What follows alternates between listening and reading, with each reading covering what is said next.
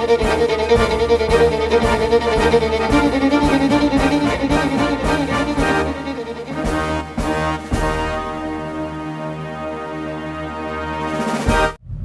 আমি অভিজিৎ। ব্রততী পরম্পরা ডিজিটাল নিউজে আপনাকে স্বাগত। আজকের খবরের শিরোনামে, বাংলাদেশের মসনদের আরও কাছাকাছি তারেক, উচ্চ মাধ্যমিক 2026।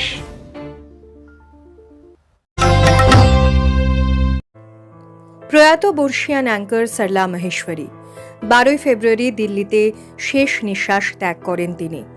দূরদর্শনের সঞ্চালিকা হিসেবে প্রবল জনপ্রিয় ছিলেন সরলা মাহেশ্বরী।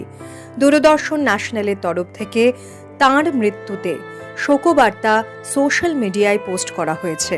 সেখানে লেখা হয়েছে, সরলা মাহেশ্বরীর মৃত্যুতে আমরা শোকস্তব্ধ। দূরদর্শনের অত্যন্ত সম্মানীয় এবং শ্রদ্ধেয় নিউজ রিডার ছিলেন তিনি। ভারতীয় সংবাদ জগতে নিজের জায়গা তৈরি করেছিলেন। 1980 থেকে 1990 এর মধ্যে সরলা মাহেশ্বরীর উপস্থাপনা মন কেড়েছিল আপামর ভারতীয় দর্শকদের। ভাষার উপর অসামান্য দক্ষতা ছিল তাঁর, জ্ঞানের ভাণ্ডারও ছিল অসাধারণ। সরলা মাহেশ্বরীর প্রয়াণে টেলিভিশন জার্নালিজমের সোনালী যুগের অবসান হলো।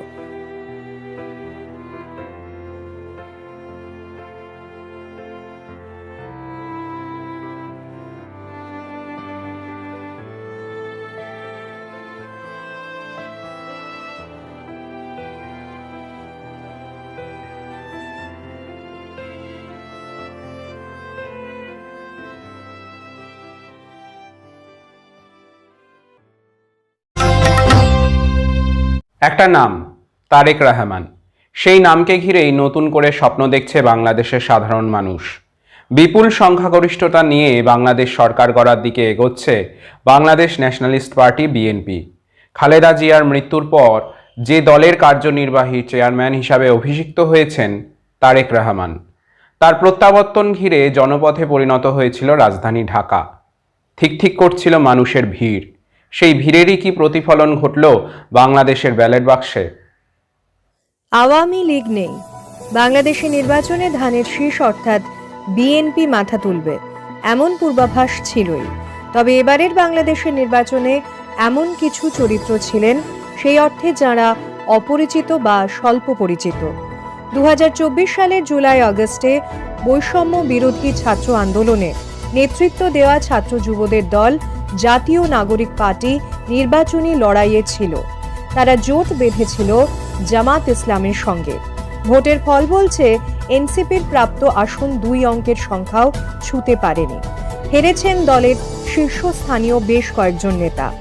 বাংলাদেশের ভোটে ভোট পড়েছে 60.26%। বিএনপি 209, জামায়াত 68, এনসিপি 6 আসনে জয়ী হয়েছে, ভোলা 1 আসনে জয়ী হয়েছেন। নির্ধারিত সময়ে ভোট গ্রহণ শুরু হয়েছিল বাংলাদেশে। বৃহস্পতিবার সকাল 7:30 নাগাদ ভোট গ্রহণ শুরু হয়, চলে বিকেল 4:30 পর্যন্ত। সাধারণ নির্বাচনকে ঘিরে এখনো পর্যন্ত বড় ধরনের কোনো অশান্তির খবর পাওয়া যায়নি। তবে জানা গিয়েছে, সিরাজগঞ্জের রায়গঞ্জ উপজেলা নির্বাচনী আচরণবিধি লঙ্ঘনের দায়ে 4 জনকে 50,000 টাকা করে জরিমানা করা হয়েছে। সেখানকার একটি বুথের প্রিসাইডিং অফিসারকেও সরানো হয়েছে। এদিকে বাংলাদেশের খুলনায় ভোট কেন্দ্রে ধস্তাধস্তির সময় মৃত্যু হয় এক বিএনপি নেতার। তবে বিক্ষিপ্ত অশান্তি হলেও সবচেয়ে বড় যে প্রশ্নটি বড় হয়ে উঠছে তা হলো বাংলাদেশের ক্ষমতায় কে বসতে চলেছে। শেখ হাসিনা পরবর্তী জামানায় বিএনপি কি ক্ষমতায় আসছে, নাকি সকলকে ভুল প্রমাণ করে মসনদে বসবে জামাত? সেদিকেই নজর গোটা বাংলাদেশের, নজর রাখছে ভারতও।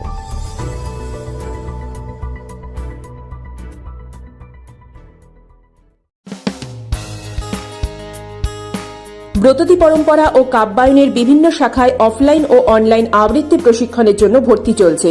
কবির রোড, সল্টলেক, বারাকপুর, সোনারপুর, চুঁচুড়া, বেহালা, শ্রীরামপুর, শ্যামবাজার ও শান্তিনিকেতন শাখায় ভর্তির জন্য যোগাযোগ করুন এই নাম্বারগুলিতে।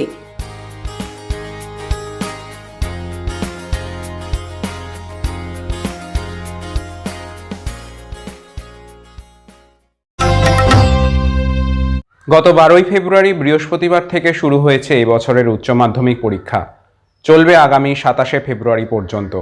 অন্যবারের তুলনায় এবারের এইচএস কিছুটা আলাদা। যদিও 2025 শিক্ষাবর্ষ থেকেই সেমিস্টার পদ্ধতি শুরু হয়েছে উচ্চ মাধ্যমিকে, তবু এ রাজ্যে এবারে থাকছে 3 ধরনের পরীক্ষা এবং পুরনো পদ্ধতির উচ্চ মাধ্যমিকও রাখা হয়েছে। এই পরিবর্তিত পরীক্ষা পদ্ধতির যাবতীয় তথ্য জেনে নেব বিস্তারিত প্রতিবেদনে।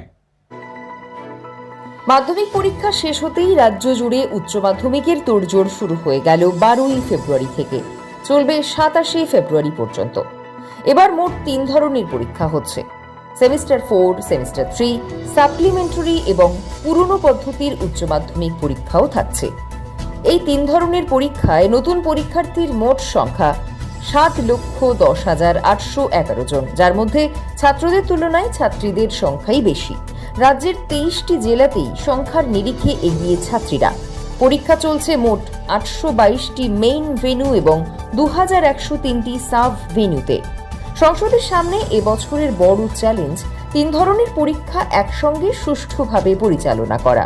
তাদের গোটা প্রক্রিয়া নির্বিঘ্নে সম্পন্ন করতে এবার প্রয়োজন হচ্ছে কম করে 40,000 শিক্ষক শিক্ষিকার।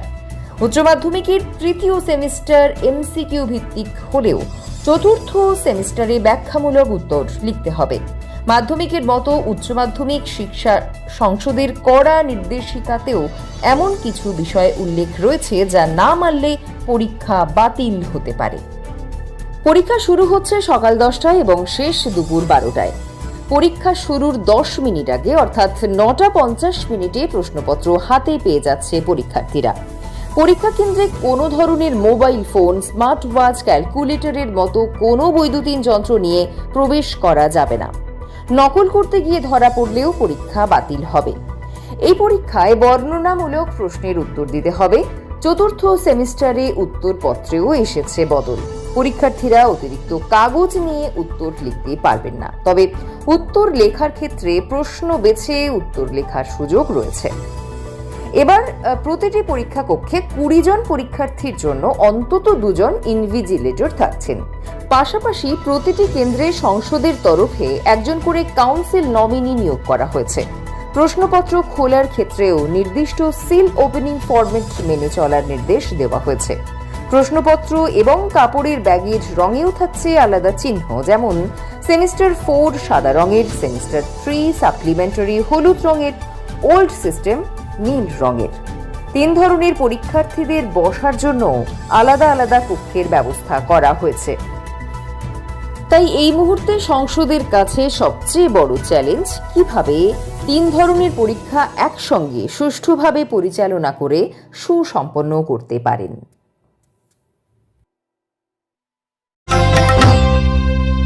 এবারে শুনে নেব আজকের সংবাদ সংকেত।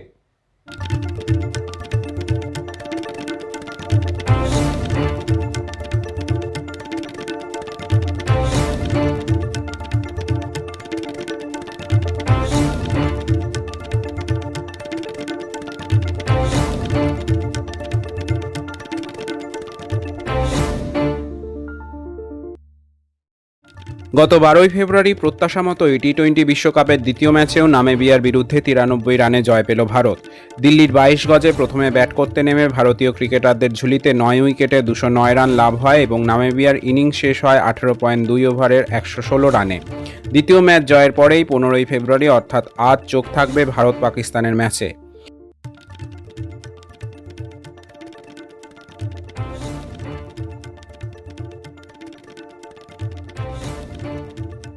ভারতীয় সভ্যতার সুপ্রাচীন জ্ঞান ও সংস্কৃতিকে বিশ্বের দরবারে পৌঁছে দেওয়ার লক্ষ্যে শহরের ব্যস্ত রাজপথের বুকে শুরু হতে চলেছে এক অভিনব উৎসব, ইন্ডিকা ফেস্টিভ্যাল 2026।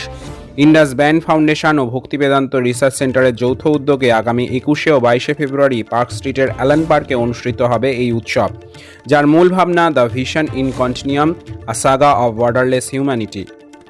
বঙ্কিমচন্দ্র চট্টোপাধ্যায়ের দেশাত্মবোধক গান বন্দে মাতরমের 150 বছর পূর্তি উদযাপনের সাথে সাথে কেন্দ্রীয় স্বরাষ্ট্রমন্ত্রক জানিয়েছে, জাতীয় সঙ্গীত জনগণ মনর মতো এবার থেকে জাতীয় পতাকা উন্মোচনের সময়, কোনো নাগরিক সম্মান বা পুরস্কার দেওয়ার সময়, কুচকাওয়াজের জাতীয় পতাকা আনার সময় ও বিভিন্ন সরকারি অনুষ্ঠানে জাতীয় গান বন্দে মাতরমের 6টি স্তবক পরিবেশনা করা বাধ্যতামূলক।